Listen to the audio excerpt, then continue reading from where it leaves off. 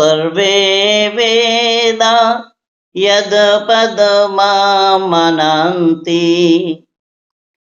त्वपंसि सर्वने च यदुदन्ति यदि चन्तो ब्रह्मचर्यं चरन्ति तत्ते पदं संग्रहेण ब्रवीम्यो इति एतत्।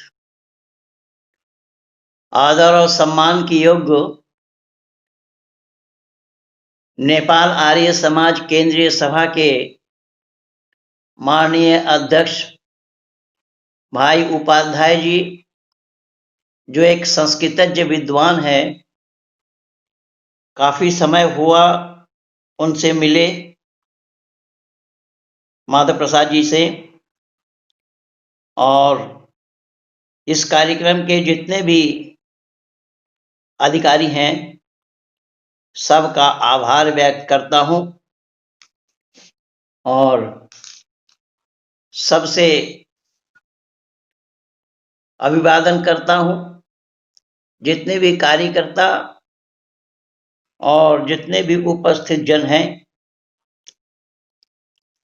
सबका हृदय से आभार व्यक्त करता हूं।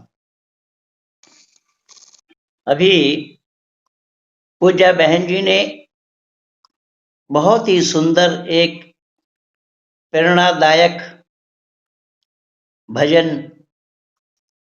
ओम झंडा के ऊपर रखी है।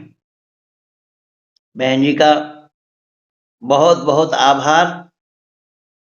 और इस झंडे के लिए उन्होंने एक एक बोल को, इस ओम झंडा का बड़ा ही महत्व है हमारे आर्य समाज में। ऋषिवर देव दयानंद ने इसे ओम झंडा को पाखंड खंडनी पताका नाम दिया था और हरिद्वार में ऋषि दयानंद ने इसी पाखंड खंडनी पताका को फहराए थे। इस झंडे के लिए जितना भी कहा जाए उतना ही कम और थोड़ा है। हम सब उसी वैदिक मर्यादा के साथ जुड़े हुए हैं। उसी वैदिक मर्यादा के अंतर्गत हम सभी लोग ऋषि दयानंद के अनुयायी बने। ऋषि दयानंद के विचारों को जन जन तक पहुंचाने के लिए हम और आप लगे हुए हैं। अभी आप लोगों ने देखा कि मेरा लैपटॉप काम नहीं कर रहा है, तो मोबाइल में कर रहा हूं और मोबाइल में डिस्टर्ब हो रहा है। एक कोई हलाला का औलाद है जो आज लगातार कई दिनों से, जबकि वो बिहारी है, भोजपुरी में गाली दे रहा है और वो जान गया कि नेपाल आर्य समाज के ओर से महेंद्र पाल का कार्यक्रम चल रहा है, इसलिए डिस्टर्ब करने के लिए वो फोन मिला रहा है बार बार। खैर, अब तो फ्लाइट मोड में कर दिया हूं। आइए, हमारा जो कार्यक्रम और विषय है उस विषय पर मैं आ रहा हूं। ये आर्य समाज नेपाल और केंद्रीय सभा की ओर से एक सप्ताह भर का उपक्रम रखा गया है वेद प्रचारार्थ। तो वेद के संदर्भ में कल मैंने निवेदन किया था और बड़ी खुशी की बात है कि हमारे माननीय जो केंद्रीय सभा के अध्यक्ष जी हैं उपाध्याय जी, वो भी ज्वालापुर गुरुकुल के ही स्नातक हैं। बहुत अच्छी बात है। यद्यपि थे हमारे कई, एक प्रकाश सुवेदी हुआ करता था, पीतम्बर शर्मा भी थे। पीतम्बर शर्मा तो विराटनगर गुरुकुल में थे, लेकिन सुवेदी काठमांडू में ही रहते थे। अब पता नहीं, अब कहाँ, पता नहीं लग पा रहा है कहाँ है ये लोग। अस्तु, वेद परमपिता परमात्मा का ज्ञान है। वेद के मानी ज्ञान होता है। वो ज्ञान किसका है? कि परमपिता परमात्मा का। किनके लिए? तो मैं कल कहा था कि मानव मात्र के लिए, जिसमें वेद में ही उपदेश आया है, यथे मम वाचम कल्याणी माबदानी जनेभ्या। ये कल्याणी वाणी मानव मात्र के कल्याण के लिए है। इस वेद में न कोई जाति विशेष के लिए उपदेश है, न कोई वर्ग विशेष के लिए, न कोई संप्रदाय विशेष के लिए, न किसी कौम वालों के लिए, न किसी मुल्क वालों के लिए। वेद से इतर जितने भी आप ग्रंथ देखेंगे, जितने भी पुस्तक देखेंगे, वो किसी मजहब से, मतांतर से संबंधित है और यहां तक कि किसी देश से भी संबंधित है।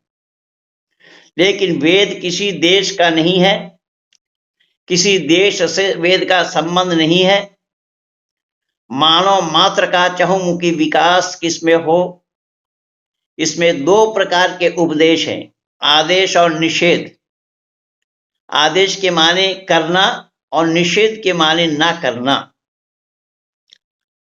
अब यहां एक सवाल आ सकता है, आप लोगों के ओर से हो या किसी और के ओर से। अगर कोई ये सवाल करे कि जब जो कोई काम करता है, जिस काम को जो करता है, वो उसे आदेश समझकर करता है, आदेश समझ करके करता है, सच समझ करके करता है। लेकिन बंधुओं, यह सच नहीं है। कैसा नहीं है? तो मैं प्रमाण दे रहा हूं। अगर कोई ये काम करता है, सच समझ करके करता है, आदेश समझ करके करता है, तो गलत काम होगा तो उसकी पड़ताल हाथों हाथ मिल जाना है। हाथों हाथ कैसा? कि भय, लज्जा और शंका, ये तीनों चीज उत्पन्न हो जाती है।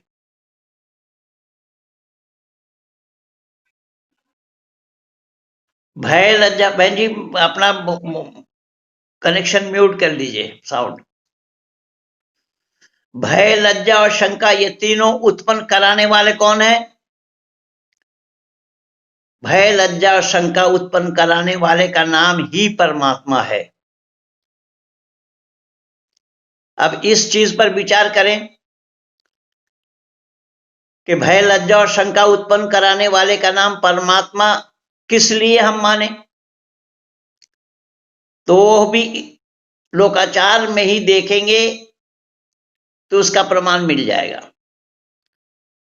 कि भय, लज्जा और शंका उत्पन्न कराने वाले का नाम परमात्मा है। हमें इसलिए मानना चाहिए कि वेद में आया है, तम हिना पिता वसो तम माता शतकत बहुविता अधाते सुमनमी महे। अर्थात वेद में परमात्मा को माता, पिता, बंधु और सखा के नाम से पुकारा गया है। वेद में परमात्मा को माता भी कहा गया, पिता भी कहा गया, बंधु भी कहा गया, सखा भी कहा गया। तो पिता पालने के कारण पिता है। तो हम और आप, हम जितने गृहस्थी हैं, हमारे घर में कोई बच्चा अगर गलत काम करता है तो हम लोग गलत काम करने के लिए छोड़ देते हैं या रोकते हैं। आपके नेपाल में ही नहीं और ना हमारे भारत में, अपितु विश्व के आंगन में कोई ऐसा मानव कहलाने वाला नहीं कहेगा कि हाँ, हम बच्चे को गलत काम करने के लिए छोड़ देते हैं। हर कोई से जवाब यही आएगा कि गलत काम करने के लिए बच्चे को रोकते हैं। तो बच्चे का रोकना किसका काम है? बड़ों का काम है, माता पिता का काम है, गुरुजनों का काम है, गार्जियन का काम है, अभिभावक का काम है। ठीक यही प्रमाण है।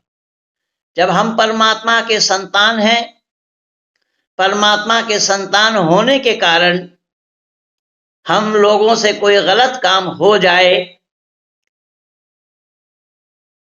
वो परमात्मा हमें रोकते हैं, भय, लज्जा, शंका उत्पन्न करा करके कि गलत काम तुमसे ना हो। क्योंकि वो पिताओं का जो पिता है, तो पिताओं का पिता होने के कारण अपने संतानों से वो गलत काम होने ना पाए उसके लिए वो रोकते हैं।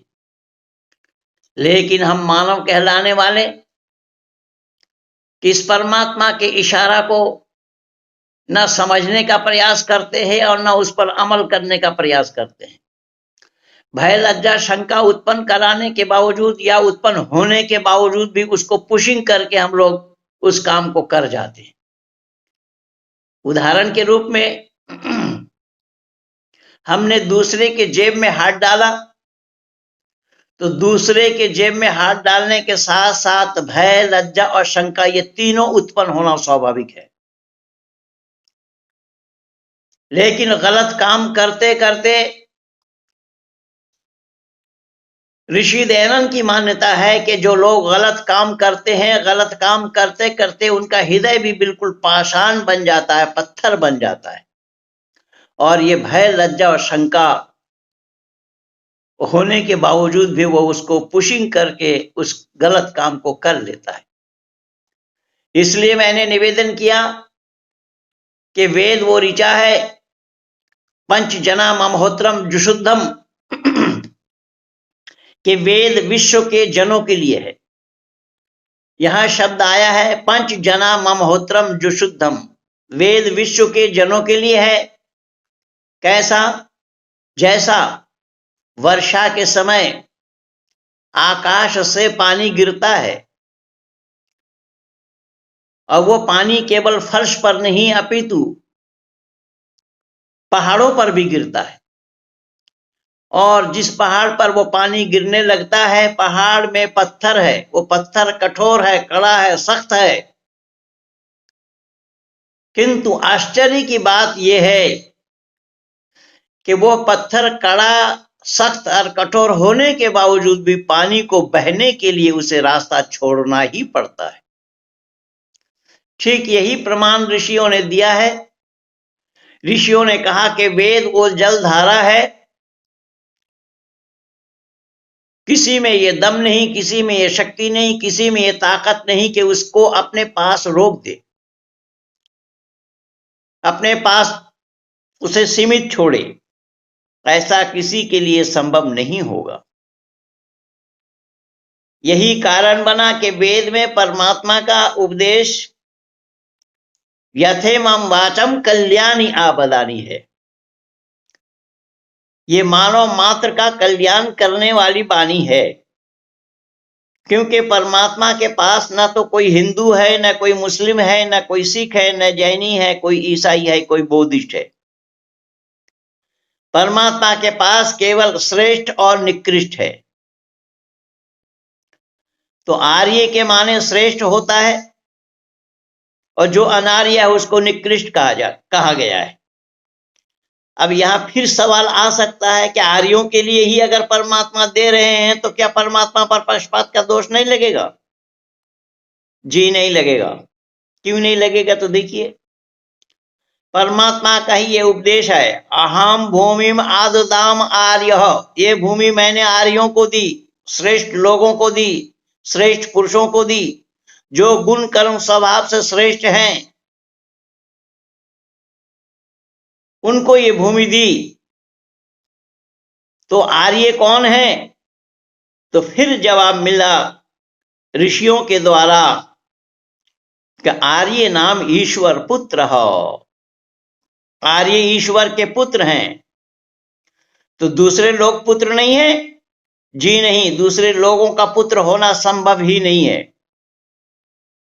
पुत्र इसलिए होंगे कि पिता के गुणों को जिसने धारण किया, पिता के उपदेश को जिसने आत्मसात किया, पिता के उपदेश को जिन्होंने आचरण में उतारा, पिता के उपदेश को जिन्होंने अपने जीवन में उतारते हुए जद जपोति तद कार्य करोति किया, यानी जैसा बोलो वैसा काम करो, मनस्य एकम वचनस्य एकम कर्मण्य एकम, जिसके मन वचन और कर्म तीनों एक है, ऐसे लोगों का ही नाम आर्य कहा गया है। लेकिन वर्तमान समय में देखा ये जा रहा है या देखने को ये मिल रहा है, लोग जुबान से बोलते कुछ हैं और काम कुछ करते हैं, मन के अंदर में भावना कुछ और है। मन, वचन और कर्म तीनों अलग अलग है। पर ऋषि दयानंद इस पर बल देते हुए कह रहे, मनस्य एकम, वचनस्य एकम, कर्मण्य एकम। मन, वचन और कर्म तीनों एक होना चाहिए। और यही आर्य का परिभाषा है, आर्यों का लक्षण है। यही कारण बना कि परमपिता परमात्मा का उपदेश आया है, अहम भूमिम आददाम आर्य। ये भूमि मैंने आर्यों को दी। हाँ, ये सवाल आ सकता है, कोई भी सवाल कर सकता है। अगर परमात्मा ने ये भूमि आर्यों को दी तो अनार्य लोग इससे लाभान्वित क्यों और कैसे हो रहे हैं? बिल्कुल हो सकते हैं साहब। उदाहरण के रूप में हमने अपने गेट पर एक बत्ती जलाई,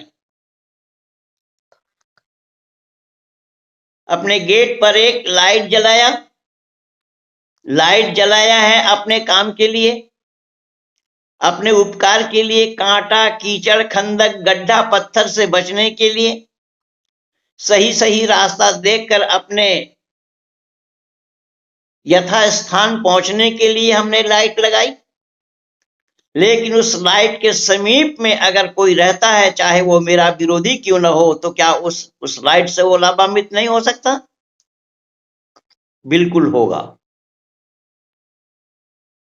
तो यही प्रमाण है कि परमपिता परमात्मा ने दिया सब कुछ आर्यों को,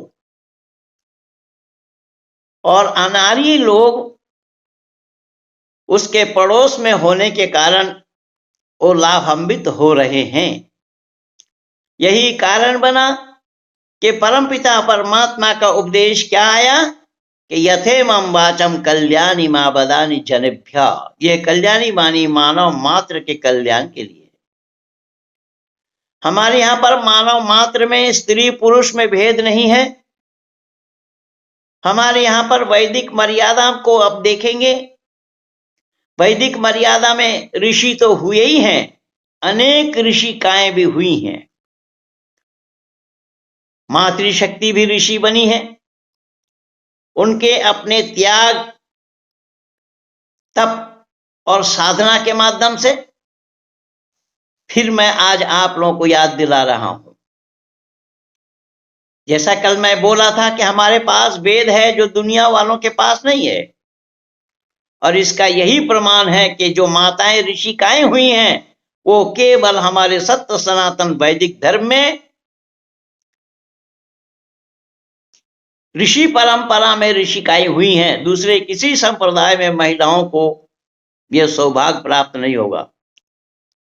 कोई ऋषिकाएं नहीं बन सकती हैं, ना इस्लाम में ना ईसाइयत में। आप लोगों को अगर शायद मालूम हो कि मदर टेरेसा ने बहुत काम किया, जबकि मैं मदर तो कहता नहीं हूं, मदर कहते हैं दुनिया के लोग। किसी को जनी नहीं थी उसको मां कहना यह बहुत बड़ी भूल है। फिर भी वो समाज सेवा का काम करती रही, पर समाज सेवा का काम वो निष्काम भाव से नहीं था। भोली भाली हिंदू जनता को ईसाई बनाने का काम था, और ऐसा ही किया। रोटी देकर, ब्रेड देकर और कुछ दवा देकर लोगों को ईसाई बनाई। लेकिन संत का उपाधि लेने में मरने के बाद बहुत पापड़ बेल करके तब उनको संत की उपाधि दी गई। इसलिए मैं निवेदन कर रहा हूं कि ये जो परंपरा है, हमारी परंपरा, वैदिक परंपरा, वैदिक संतति, ये ऋषिकाएं हमारे यहां हुई हैं, एक दो नहीं अनेक।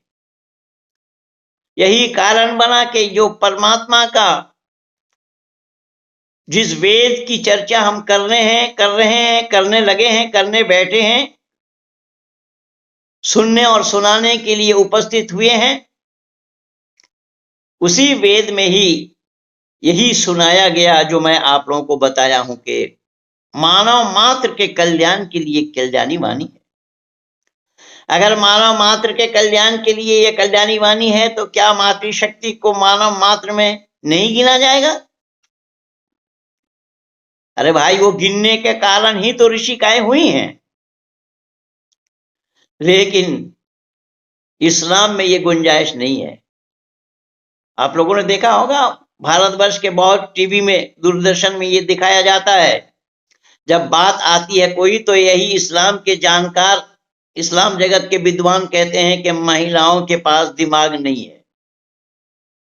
तो ये कहने के लिए महिलाओं के पास दिमाग नहीं है ये कहते हैं, लेकिन स्वयं अल्लाह के पास भी महिलाओं के लिए समानता नहीं है स्त्री पुरुष में। एक पुरुष अगर गवाही दे और उस पुरुष के मुकाबले में, पुरुष के विरुद्ध में किसी महिला को गवाही देनी होगी, तो दो महिला को ही गवाही देना पड़ेगा। स्त्री और पुरुष बराबर नहीं है। एक पुरुष के समान दो महिलाएं। एक प्रमाण और दे रहा हूं। पिछले दिनों में जब पाकिस्तान में प्रधानमंत्री बनी थी एक महिला, उसने हमेशा अपने मां को अपने साथ रखी, नुसरत बेगम को, कि कहीं इस्लाम के जानकार फतवा ना लगा दे कि एक महिला कैसे राज कर सकती है। इसलिए मैं निवेदन कर रहा हूं कि यह वैदिक परंपरा है। हमारे वैदिक संस्कृति में स्त्री और पुरुष दोनों में भेद नहीं है। केवल इतना ही नहीं, आप लोगों भी सुने होंगे कि इस्लाम में मान्यता है, ईसाईयत में भी मान्यता है कि मरने के बाद सब हेवन में जाएंगे, जन्नत में जाएंगे। मरने के बाद जन्नत में जाएंगे। पुरुषों के लिए वहां हूर हैं, गिल्मा हैं और क्या क्या है सब। लेकिन महिलाओं के लिए क्या है? अल्लाह मौन है और अल्लाह वाले भी चुप है। कुछ पाकिस्तानी आलिमों ने इस पर जब महिलाएं फतवा जानकारी चाही, तो कुछ मुफ्तियों ने फतवा दिया कि तुम्हारे पति ही तुम्हें मिलेंगे, डेंटिंग पेंटिंग करके आएंगे। अब इससे अंदाजा लगा लीजिए कि अल्लाह के पास बराबरी स्त्री पुरुष मुहैया नहीं है। लेकिन हमारे यहां पर भेद नहीं है। यथेमं वाचम कल्याणी मां बदानी जनभ्य, ये कल्याणी मानी मानव मात्र के कल्याण के लिए है। जितना कल्याण पुरुषों के लिए है, उतना ही कल्याण मातृशक्ति के लिए है। अब रही बात, फिर मैं शुरू से आ रहा हूं कि वेद के माने ज्ञान। ज्ञान किसका? परमपिता परमात्मा का। कितना? कि मानव मात्र को जितना चाहिए। कब से? आदि सृष्टि से। किस भाषा में है? कल जहां मैं छोड़ा था, आइए जरा हम विचार करते हैं कि वेद ज्ञान परमात्मा का जो दिया हुआ है वो है संस्कृत भाषा में। भाई, संस्कृत भाषा में है तो संस्कृत तो केवल भारत में ही बोली जाती है, और वो भी हिंदुओं में ही बोली जाती है, हिंदुओं में सुनाई जाती है, पढ़ाई जाती है, और कौम में तो नहीं। फिर हम कैसे माने, कैसे जाने कि ये भारतीय या मानव मात्र का भाषा है? मानव मात्र का भाषा संस्कृत इसलिए है, इसको ध्यान से सुनना मेरी बातों को, कि संस्कृत शब्द का अर्थ होता है निर्दोष। संस्कृत शब्द का अर्थ होता है निर्भूल।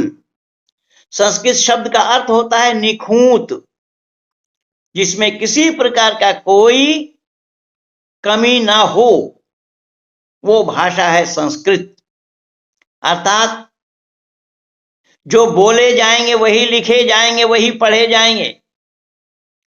लेकिन धरती पर अनेक भाषाएं हैं, अनेक लैंग्वेज हैं कि लिखे कुछ जाएंगे और पढ़े कुछ जाएंगे। आप कहेंगे ये कैसा होगा? ये कैसा है लिखे कुछ जाए, पढ़े जाए कुछ?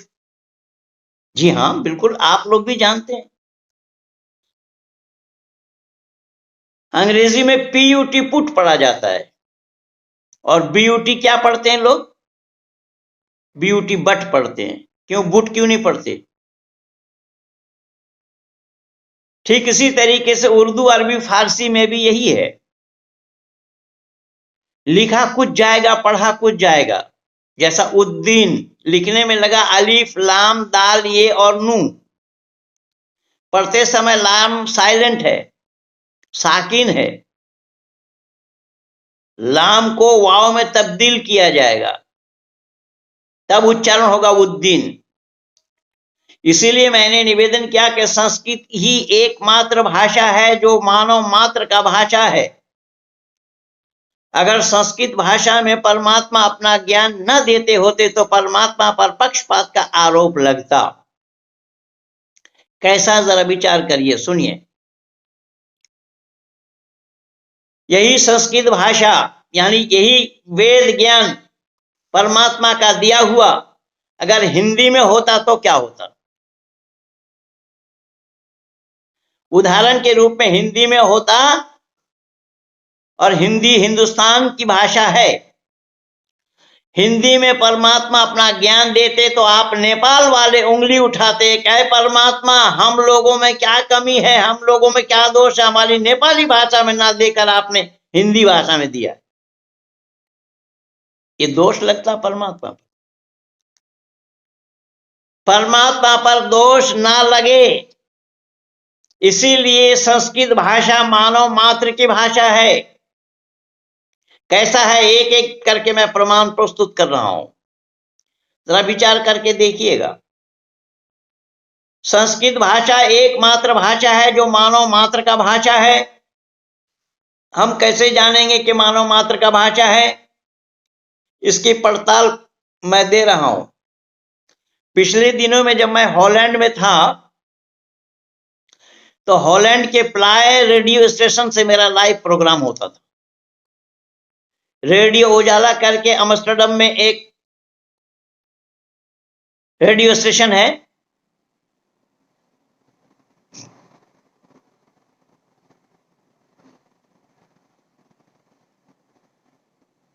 जब उसमें मैं यही प्रमाण दिया, प्रस्तुत किया, तो एक मौलाना साहब का फोन आया। उन्होंने कहा कि साहब आप हॉलैंड में झगड़ा लगाने के लिए आए हैं क्या? मैंने कहा क्यों भाई, ऐसा क्यों कह रहे हैं आप? तो बोला आपने ये कैसा कह दिया कि संस्कृत भाषा मानव मात्र का भाषा है। संस्कृत भाषा तो केवल भारत में ही बोली जाती है और हिंदू लोग ही बोलते हैं, और लोग भी नहीं बोलते। मैंने कहा कि संस्कृत भाषा मानव मात्र का भाषा है, मैं जान करके बोल रहा हूं, मैं अंदाजा नहीं बोला। बोले प्रमाण दीजिए। मैंने कहा मौलाना मैं आपसे सवाल पूछ रहा हूं, अगर आपको जानकारी है तो आप बताना। तो बोले पूछिए। तो मैंने कहा कि मौलाना साहब ये बताइए बराए मेहरबानी कि आपके घर में एक बच्चा पैदा हुआ और हम भारत के हैं, हमारे भारत के हिंदू परिवार में एक बच्चा पैदा हुआ, या नेपाल के हिंदू परिवार में एक बच्चा पैदा हुआ, मुल्क के धरती पर किसी भी देश में कोई बच्चा पैदा हुआ, उस नवजात शिशु के रोने हंसने चिल्लाने पुकारने की आवाज एक है या अनेक है? मौलाना ने कहा कि वो रोने की आवाज तो एक है। मैंने कहा जब रोने चिल्लाने हंसने की पुकारने की आवाज एक है, वो आवाज कौन सी है? तो मौलाना ने कहा अरबी है। मैंने कहा आपने कैसा जाना कि वो क्या बोल रहा है अरबी में? बोले वो अल्लाह अल्लाह बोल रहा है। मैंने कहा ऐसा संभव ही नहीं है। अल्लाह उच्चारण करना संभव नहीं है। अल्लाह उच्चारण के लिए 4 हुरूफ लगेंगे, अलीफ लाम लाम और हे। इन 4 हुरूफ को उच्चारण करने के बाद, हुरूफ को जोड़ने के बाद उच्चारण होगा अल्लाह। मुसलमान घर में कोई बच्चा जन्म लेकर अल्लाह अल्लाह नहीं पुकारता, और ईसाई परिवार में कोई बच्चा जन्म लेकर के ईशु ईशु या गॉड गॉड नहीं चिल्लाता। हिंदू परिवार में बच्चा जन्म लेकर के जय श्री राम नहीं बोलता, ना योगेश्वर कृष्ण कृष्ण चिल्लाता है। धरती पर जब कोई आया, आदि सृष्टि से लेकर के अब तक धरती पर आने के साथ साथ मानव मात्र की भाषा एक है। मैं और प्रमाण दे रहा हूं, जरा विचार करना। जब हमारा घर में कोई बच्चा आया, जब हमारा घर में कोई बच्चा जन्म लिया और वो जन्म के दिन से लेकर के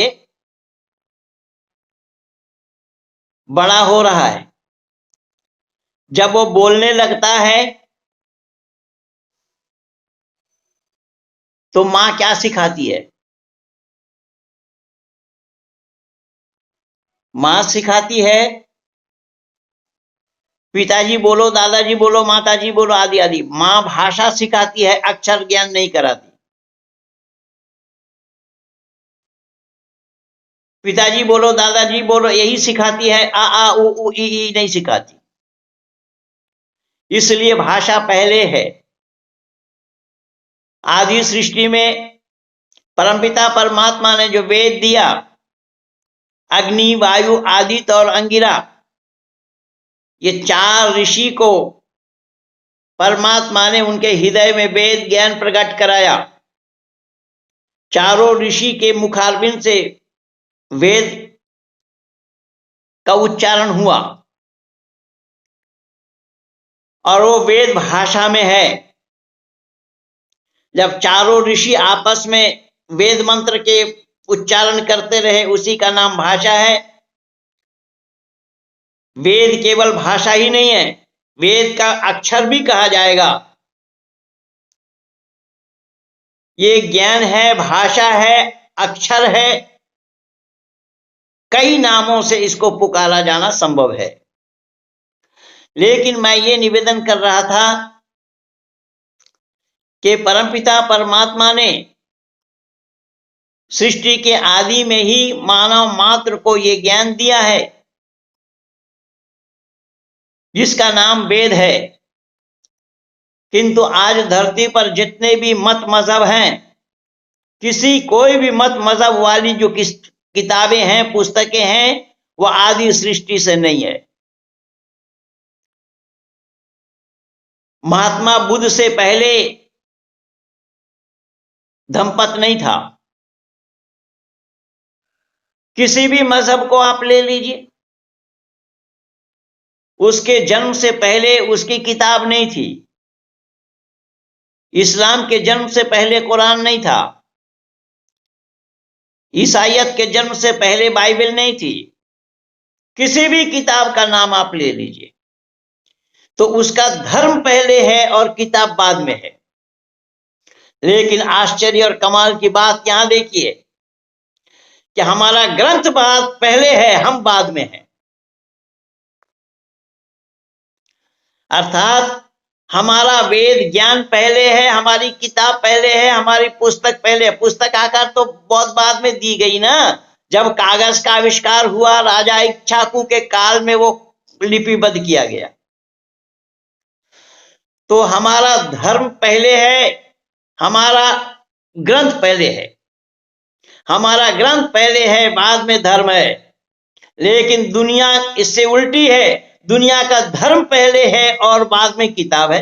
भाई, धर्म किताब के अनुसार बनेगा या किताब के आने से, जन्म लेने से पहले धर्म बन जाएगा? इसलिए मैं निवेदन कर रहा हूं, परमपिता परमात्मा का दिया हुआ ज्ञान जो आदि सृष्टि में अग्नि, वायु, आदित्य और अंगिरा, चारों ऋषि को परमात्मा ने उनके हृदय में प्रकट कराया, वो आपस में जो वार्ता किए, आपस में जो बोले, जो बतलाए, उसका नाम वेद है। और वेद मूलतः एक ही है। वेद को 3 कहेंगे तो भी कोई गलती नहीं, वेद को 4 कहेंगे तो भी कोई गलती नहीं। वेद में ही आया है वेद त्रय। वेद त्रय इसलिए कहा जाता है कि हम और आप जो किताब पुस्तक पढ़ते हैं, कुछ पद में पढ़ते हैं, कुछ गद्य में पढ़ते हैं। लेकिन वेद की एक ऐसी शैली है कि वो ना पद है और ना गद्य है, अर्थात दोनों के बीच में है। इसीलिए वेद त्रयी कहा गया है। और वेद को 4 कहेंगे तो भी कोई गलती नहीं। अग्नि, वायु और आदित्य, अंगिरा, चारों ऋषि ने ऋक, यजु, साम और अथर्व, चारों ऋषि ने आपस में बांटा कि आप ज्ञान कर्म को बोलना, मैं कर्म कांड को बोलूंगा। किसी ने बोला मैं उपासना कांड को बोलूंगा और किसी ने बोला हम विज्ञान कांड को बोलेंगे। ये 4 कांड है।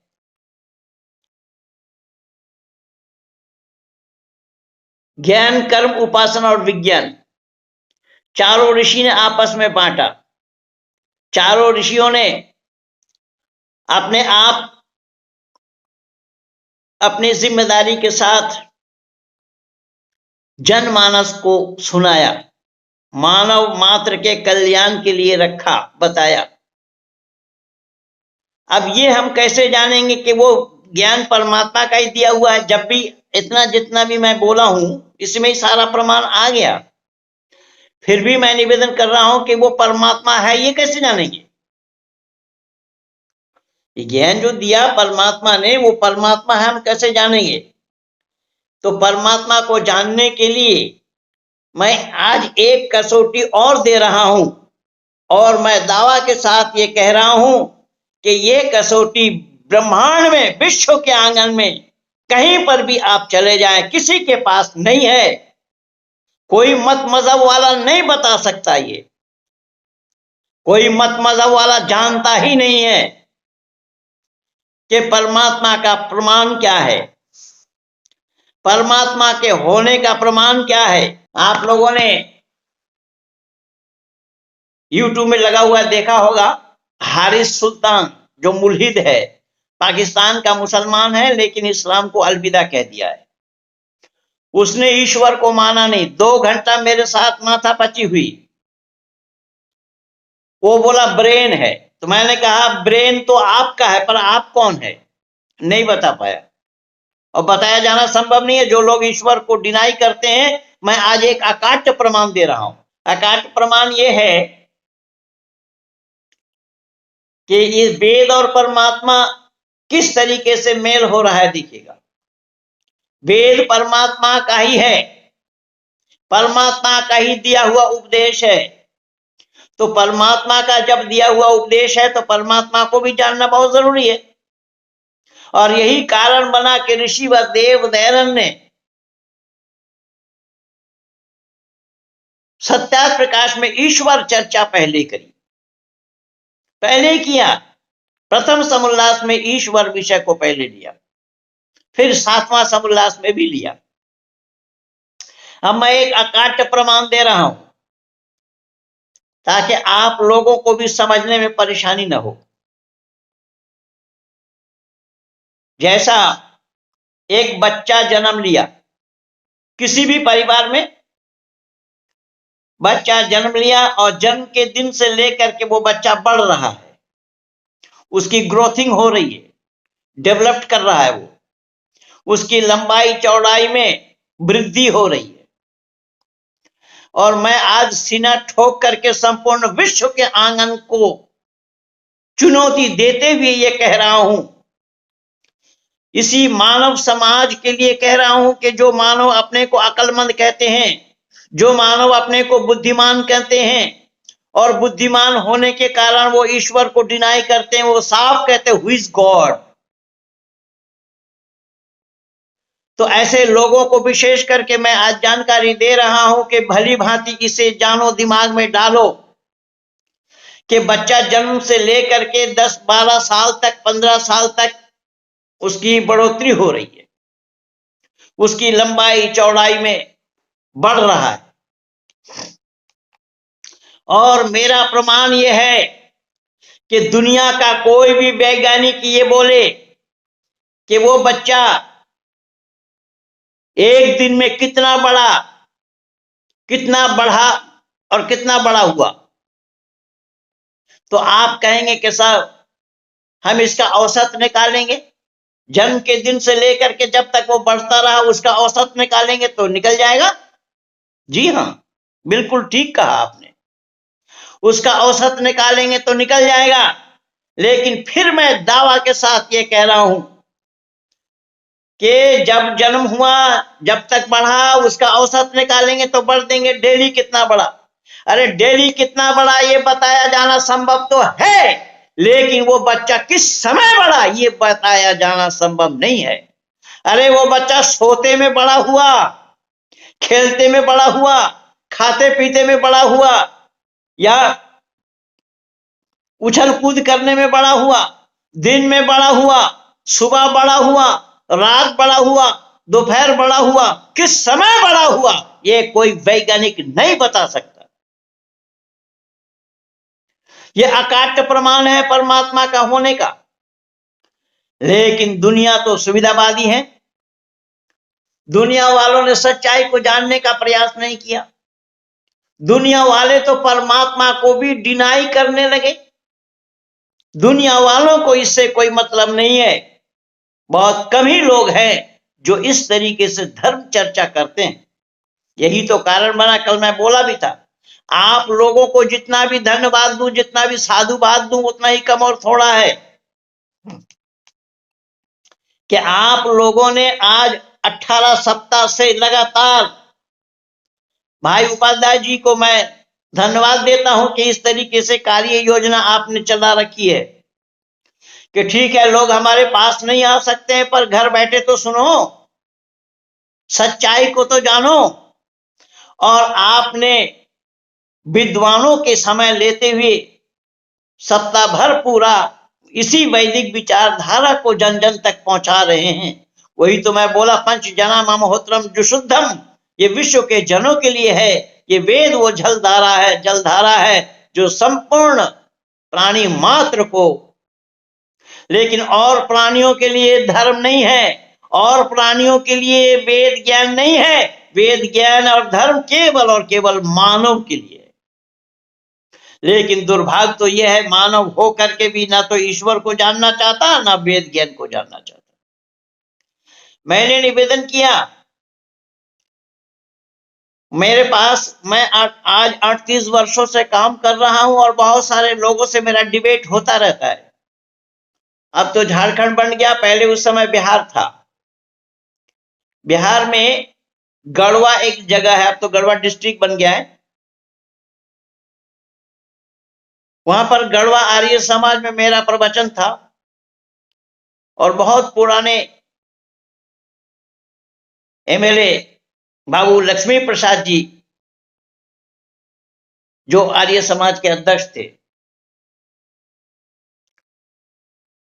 एक मौलाना गुलाम मोहम्मद अंसारी ने जवाब लिख करके, सवाल लिख करके दिया। विलेज दलेरी पोस्ट ओकड़ कड़वा डिस्ट्रिक्ट गढ़वा, ये एड्रेस है उनका। उन्होंने लिखा कि वेद यही है, वेद ज्ञान, जिस ज्ञान की चर्चा आप कर रहे हैं ये वेद ज्ञान है, हम कैसे जानेंगे? और अगर जानेंगे तो हमें पता कैसे लगेगा कि ये वेद ज्ञान है? परमात्मा ने दिया। मैंने कहा मौलाना साहब, आप बराए मेहरबानी ये बतलाइए कि आपके घर में बच्चा पैदा होते हुए आपने देखा? बोले जी। मैंने कहा बच्चा जन्म लिया, उसको साफ सुथरा करने के बाद उसके दाहिने कान में आपने अजान सुनाई, बाएं कान में आपने तकबीर सुनाया? बोले हाँ। मैंने कहा उसके बच्चे के जीभ में शहद डाला? बोले जी। मैंने कहा कि वो शहद जो डाला आपने, वो बच्चा उस चमचमाते हुए शहद को चाट रहा है, उसका रस आस्वादन कर रहा है या थूक रहा है? बोले नहीं, वो चाट रहा है, थूक नहीं रहा है। मैंने कहा थूकेगा तो भी और चाटेगा तो भी वो किसने ये ज्ञान दिया है उस बच्चे को कि ये थूकने की नहीं, ये खाने का नहीं तो थूको, और ये थूकने का नहीं तो खाओ? ये ज्ञान किसने दिया? इसी का ही नाम है गॉड गिफ्ट। आदि सृष्टि में ही परमपिता परमात्मा ने मानव मात्र को यह ज्ञान दिया है कि वो बच्चा जो अभी भूमिष्ठ हुआ, वो जानता नहीं है, कुछ भी नहीं जानता है, कहां जन्म लिया, कैसे जन्म लिया, किस परिवार में जन्म लिया, कौन माँ बाप है, कौन क्या है। लेकिन जन्म लेने के साथ जो उसके जीभ में शहद डाला गया वो उसको चमचमाते हुए चाट रहा है। मैंने कहा मौलाना ये उसको किसने सिखाया? बोले ये तो कोई सिखाया नहीं। मैंने कहा कि सिखाया कैसे नहीं, अगर नहीं सिखाता होता तो वो चाटता कैसे, अगर नहीं सिखाता होता तो वो थूकता कैसे। मैंने कहा बस सिखाने वाले का नाम ही परमात्मा है, और ये आदि सृष्टि से चलती चली आ रही है, और इसी का ही नाम वेद है। वेद के मानी है ज्ञान। तभी मैं बोला विद ज्ञाने विद विचारेण विद सत्तायाम विद लाभे, ये सब वेद का ही अर्थ होता है।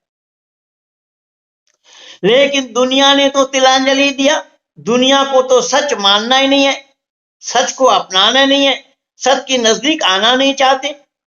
जब सत्य के नजदीक आना नहीं चाहेंगे आप, तो सत्य को जानेंगे कैसे भाई। यही कारण बना कि आदि सृष्टि में ही परमपिता परमात्मा ने मानव मात्र को ज्ञान दिया। क्यों? कि ज्ञान के बिना कर्म का करना संभव नहीं होगा। इसलिए देखिए, ऋग्वेद पहले है, ऋग्वेद ज्ञान कांड है और यजुर्वेद कर्म कांड है। ऋग्वेद ज्ञान कांड है, परमपिता परमात्मा ने मानव मात्र को पहले ज्ञान दिया। अगर ज्ञान न देते होते तो कर्म का करना संभव नहीं। कैसा? एक छोटा उदाहरण मैं दे रहा हूं। उदाहरण के रूप में समझ लीजिए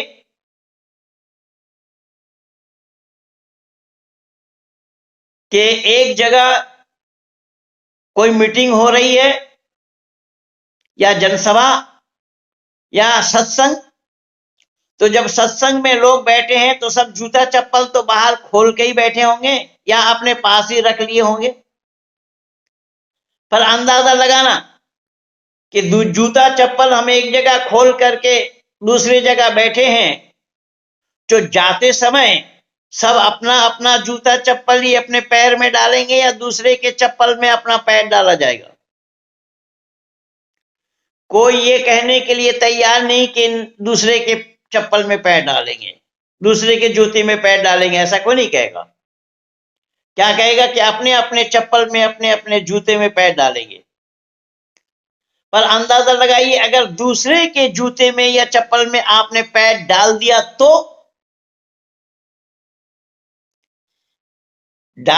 तो फौरन आपके पैर ही आपको बता देगा कि भैया ये तुम्हारा नहीं है। इसी का ही नाम ज्ञान है। और ये ज्ञान कब से है? कि आदि सृष्टि से है। ये ज्ञान परमपिता परमात्मा किसी मुल्क वालों के लिए देते होते, किसी देश वालों के लिए देते होते, किसी देशीय भाषा में देते होते, तो परमात्मा पर पक्षपात का दोष लगता, आरोप लगता। यही कारण बना कि परमपिता परमात्मा ने अपना ज्ञान मानव मात्र को दिया, और मानव मात्र के भाषा में दिया। अब देखिए, भाषा में दिया कैसे होगा, जरा उदाहरण के रूप में जरा विचार करके देखिएगा। जब हम बच्चे को अक्षर ज्ञान कराते हैं तो उसमें भी देखेंगे कि संस्कृत में ही स्वर है, बाकी कहीं किसी में स्वर नहीं है। आप कहेंगे वो कैसा होगा? वो कैसा होगा देखिएगा। संस्कृत भाषा में ही स्वर है, जिसको हम माला खड़ी कहते हैं, भावेल्स भी कहते हैं। वो केवल संस्कृत में है और किसी लैंग्वेज में नहीं है। आप कहेंगे कि अंग्रेजी में तो है, अंग्रेजी में 5 लेटर को माना जाता है वावेल्स। अच्छा, अब देखिएगा जरा, ये सही है या गलत है, इसका मैं पड़ताल दे रहा हूं। अगर अंग्रेजी में 5 लेटर को आपने स्वर माना, ए आई ओ यू ई, अगर इन 5 को स्वर माना, जरा आई को लिखेंगे तो हिंदी में हम अगर लिखेंगे तो आ और ई लिखना पड़ेगा, तब उच्चारण बनेगा आई। पर अंग्रेजी में आई जो है, आई जो लेटर है उसको हम हिंदी में लिखेंगे तो आ और ई लिखना पड़ेगा, संयुक्त अक्षर है वो। दोनों अक्षर को एक साथ जोड़ने के बाद ही उच्चारण बनेगा आई। और मैं दावा के साथ कह रहा हूं कि आई हो या गई हो, अंग्रेजी में आ कहां है? आ नहीं है। आप कहेंगे डबल ए लिखेंगे, डबल ए के माने आ नहीं होगा। और हमारे यहां संस्कृत में खूबी देखिए, केवल आ एक नहीं है, आ ई उ ये सब दो दो है, डबल डबल है। छोटा आ और बड़ा आ किसी भी लैंग्वेज में नहीं है, कहीं पर भी, चाहे उर्दू अरबी फारसी हो या किसी भी लैंग्वेज, जो कोई भी बोले, मैं दावा के साथ कहूंगा, ये पाली पाली चिल्ला रहे बौद्धिस्ट लोग, ये पाली हो या थाली, वहां पर भी कई लेटर ही नहीं है, कई लेटर गायब है। पाली थाली से बात बनने वाली नहीं है, परमात्मा पर दोष लगेगा अगर ये बात होती तो। यही कारण बना कि आदि सृष्टि में परमपिता परमात्मा ने स्वर दिया है, उसका नाम स्वर है, स्वर। और स्वर किसको कहा जाता है? तो ऋषि व देव दयानंद अपने वर्णोच्चारण शिक्षा में लिखते हैं, स्वयं राजंता इति स्वरहा, जो अपने आप में राजा है, जो किसी का सहयोग नहीं लेता, अपने आप में बोले, उसका नाम स्वर है। और बोले व्यंजन, बोले व्यंजन जो स्वर के सहयोग से बोले उसका नाम व्यंजन है। अब देखिएगा जरा विचार करके, जैसा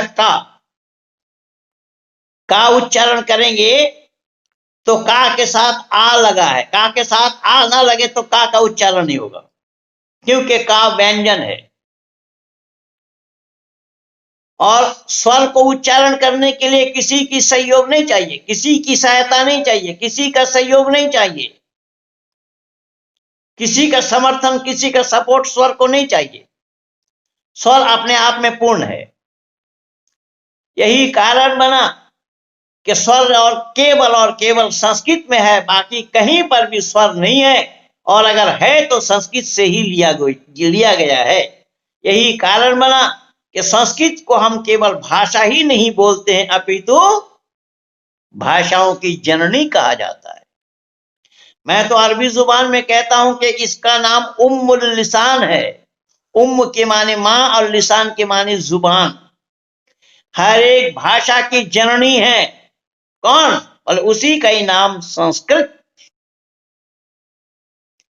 क्योंकि संस्कृत से सभी भाषाएं बनी हैं। सभी भाषाओं का जन्म संस्कृत से हुआ है, अरबी से नहीं हुआ, अंग्रेजी से नहीं हुआ, क्योंकि इन सब जगहों में स्वर नहीं है, वो केवल और केवल संस्कृत में है। यही कारण बना मैंने आप लोगों से निवेदन किया कि परमपिता परमात्मा अगर आदि सृष्टि से ये बातें न दी होती मानव समाज में, मानव मात्र के लिए, तो परमात्मा पर पक्षपात का दोष लगता। और ऋषि व देव दयानंद की मान्यता है कि परमात्मा पर अगर दोष लगे तो परमात्मा नहीं हो सकते, परमात्मा का होना संभव नहीं होगा। यही कारण बना था, कल मैं बोला कि ऐसी कोई शब्द हम अपने जुबान से ना निकालें जो परमात्मा पर दोष लगता हो। कोई भी ऐसा शब्द अपनी जुबान से नहीं निकालनी चाहिए जिस पर परमात्मा पर दोष लगे, जिसके कारण परमात्मा पर दोष लगे। ऐसा होना संभव नहीं है। यही कारण बना कि परमपिता परमात्मा ने सृष्टि रचना के साथ साथ ये सारी व्यवस्थाएं दी हैं। अगर परमात्मा सृष्टि रचना के साथ साथ ये व्यवस्था न देते होते तो परमात्मा पर दोष लगता, हम मानव न रहते, मानव कहलाने के हकदार भी ना बनते। इसलिए मैंने आप लोगों से निवेदन किया और बतलाया कि सौभाग्यशाली हम और आप हैं जो ऋषि दयानंद के शहदाई हैं, ऋषि दयानंद के अनुयायी हैं, ऋषि दयानंद के शिष्य हैं। ऋषि दयानंद ने बहुत ही परिश्रम करते हुए इन सभी विषयों पर प्रकाश डाला। जिस मूल ग्रंथ का नाम सत्यार्थ प्रकाश है, एक सत्यार्थ प्रकाश के पढ़ने से अनेक ग्रंथों का पाठ हो जाता है, जानकारी मिल जाती है। सत और असत का निर्णय लेने के लिए ऋषि दयानंद ने सत अर्थों का प्रकाश किया। तो बड़ी अच्छी बात है। मैं आप सब लोगों को साधुवाद देता हूं, धन्यवाद देता हूं। और हम एक ही श्रृंखला से जुड़े हुए हैं। परमपिता परमात्मा की असीम अनुकंपा है कि हमारे पास वेद ज्ञान है जो विश्व में मानव कहलाने वालों के पास नहीं है। मानव जानते ही नहीं है, ना जानने का प्रयास किया है कि सही क्या और गलत क्या है। सही और गलत को जान लेते होते तो आज ये नौबत ही ना आती। इसीलिए तो ऋषि दयानंद ने आर्य समाज के चौथा नियम में भी लिखा है, सत को ग्रहण करने में और असत को छोड़ने में सर्वदा उद्यत रहना चाहिए। किसको? आर्य समाजियों को। ऋषि ने कहीं नहीं लिखा आर्य समाजियों को, ऋषि ने लिखा मानव मात्र को। सत का ग्रहण, असत का परित्याग, ये है मानवता। इसको मैं अरबी जुबान में कहा हूं, खुदू मां सफा वर्गा मां कजर, यानी जहां कहीं भी सफाई हो उस सफाई को धारण कर लेना, जहां कहीं भी गंदगी हो उस गंदगी से बाज आना, किनारे कर लेना, हट जाना, अलग हो जाना, आदि आदि। ये मानव का काम नहीं है। मानव का काम सत्य के साथ जुड़ा हुआ है। और जो मानव होकर के सत्य को नहीं अपनाता, सत्य के नजदीक नहीं आता, सत्य को जानने का प्रयास नहीं करता, वो मानव कहलाने के हकदार नहीं होंगे, मानव कहलाने के अधिकारी नहीं होंगे। इसीलिए धन्यवाद दीजिए परमपिता परमात्मा को कि हम और आप अपने कर्मों के अनुसार मानव योनि को हमने प्राप्त किया है। और हम ऐसा करनी करके चलें कि हम देवत्व को प्राप्त करें। क्योंकि मानव आया है धरती पर अपने कर्म के अनुसार, और कर्म को करके वो जाता है तो देव योनि को प्राप्त करे, देव योनि में जाए, हमारी प्रोग्रेस हो तो वो कर्म पर ही निर्भर है। इसीलिए देवता कोई आसमान से टपकते नहीं है और देवता कोई जमीन के अंदर से निकलते नहीं है। ये मानव ही देवता बनता है और मानव ही राक्षस बनता है। इसलिए मानव मात्र को चाहिए हम देवत्व को प्राप्त करें। तो जितना समय आप लोगों का मुकर्रर था, निर्धारित था, वो समय बिल्कुल पूरा हो रहा है। मैं अतिक्रमण करना नहीं चाहता। सभी उपस्थित जनों को साधुवाद और धन्यवाद देते हुए कि आप लोगों ने जो बीड़ा उठाया है ये बहुत बड़ा काम है। मानव मात्र का कल्याण इसी में है। मानव मात्र को सच्चाई के साथ जोड़ने का काम है। मानव समाज में सच्चाई को पहुंचाने का काम है। सभी लोग चाहते हैं कि कोई कुछ मांगे तो सब कुछ दे देना, पर ज्ञान मत देना। पर आपकी मान्यता है कोई कुछ मांगे तो कुछ भी मत देना, अगर हो सके तो ज्ञान देना। और वही ज्ञान बांटने का काम आप लोग कर रहे हैं। आप लोगों को तहे दिल से मैं धन्यवाद देता हूं, शुक्रिया अदा करता हूं। इन्हीं शब्दों के साथ मैं अपने वाणी को विराम दे रहा हूं। आप सब लोगों को नमस्ते के साथ सत्य सनातन वैदिक धर्म की जय।